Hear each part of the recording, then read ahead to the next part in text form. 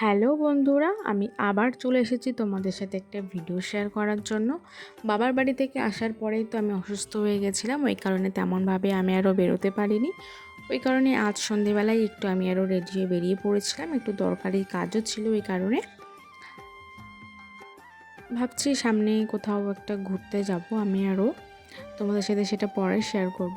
ওই কারণে বাস স্ট্যান্ডে গেছিলাম টিকিটের ব্যাপারে কথা বলতে। তারপর ওখান থেকে গেছিলাম ফুচকা খেতে। ফুচকা খাওয়ার পর আইসক্রিম খেতে এসেছিলাম। এই আইসক্রিমটা নতুন এসেছে, তো মোটামুটি ভালো লাগলো। বাড়ির জন্য একটু ফুচকা নিয়েছিলাম। তারপর ডাক্তার আমাকে টক দই খেতে বলেছে বেশি বেশি করে, তো সেটাই শেষ হয়ে গেছিলো, ওই কারণে ও আবার আনতে গেছিলো। তো নেওয়ার পরে এই যে বাড়ি চলে এসেছিলাম। ভিডিওটা আজ এই পর্যন্তই। যদি ভালো লেগে থাকে একটা লাইক কমেন্ট শেয়ার করে দেবে, আর যদি খারাপ লাগে তাহলে স্কিপ করে চলে যাবে। অযথা কেউ ফালতু কোনো কমেন্ট করবে না।